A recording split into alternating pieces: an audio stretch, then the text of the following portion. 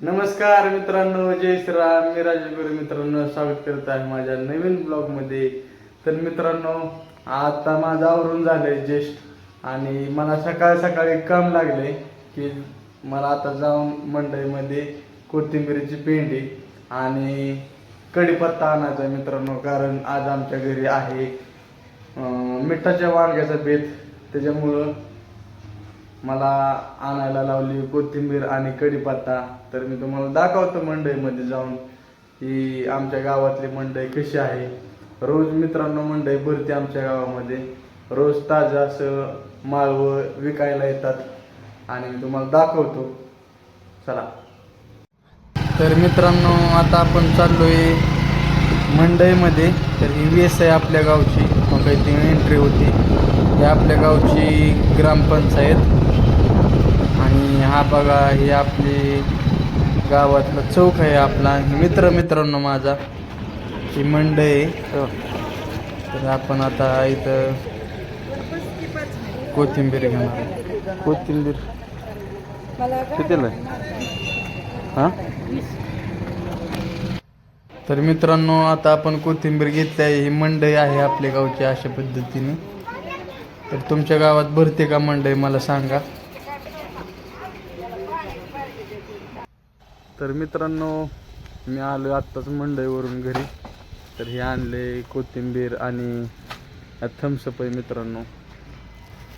या तुम्हाला दाखवतो. आत्ताच जस्ट घरी आलोय. या साईडला असा व्ह्यू आहे आमच्या घरच्या समोर. तर मित्रांनो, कोणाकोणाला सकाळ सकाळ अशी कामं लागतात कोथिंबीर आणायला, मंडई आणायला, तर मला नक्कीच कमेंटमध्ये सांगा. तर आता आलोय मी घरी आलोय आणि घरी कोण आहे का.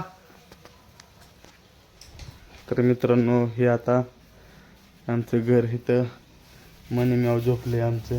बघते बघा. हाय कर. आणि तर स्वयंपाक चालू आहे. हे घ्या थम्सअप दाखव काढून थम्सअप.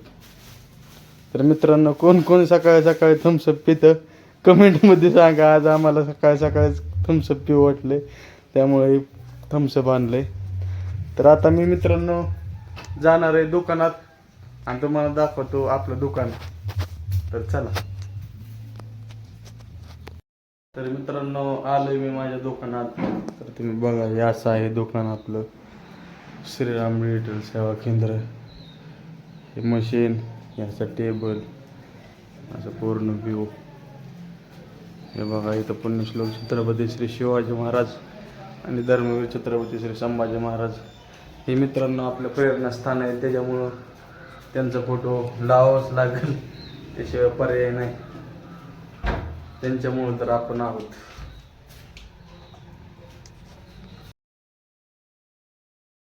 मित्रांनो, आज आपल्या दुकानावर कोण आलंय तर बघा, हे माझा मित्र आहे ओमकार.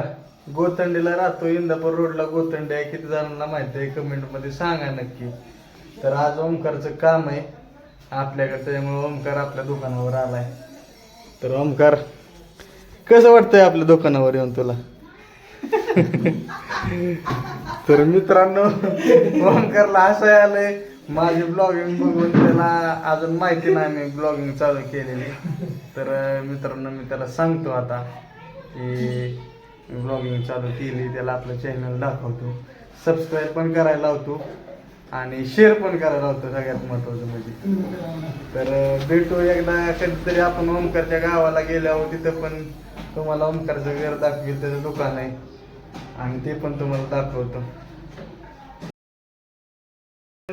आता आपल्या दुकानात आलाय अजून एक आपला मित्र, तो म्हणजे लक्षला इंस्टाग्रामला फॉलो करा आणि मला यूट्यूबला सबस्क्राईब करा आपला चॅनल मित्रांनो. आता हे दोघं लय हसते, यांनी लय चेष्टा केली माझी. त्यांना वडापाव आणून दिला, तिथं वडापाव ठेवला, स्लाइस आणली, लपवतात दोघं.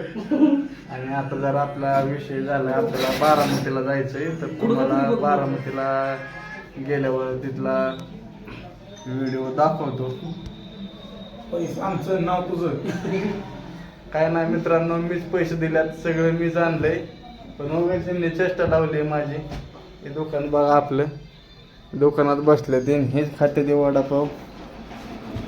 मलाच नुसतं माझ्या मागे लागून ह्यांनी आणायला लावलंय आणि मी आणून दिलंय मित्रांनो. माझा लय जीव आहे जीजे का ह्यांचा. ये कसे आहे चला. चरणात चालले बघ. मित्रांनो आता मी चाललोय बारामतीला.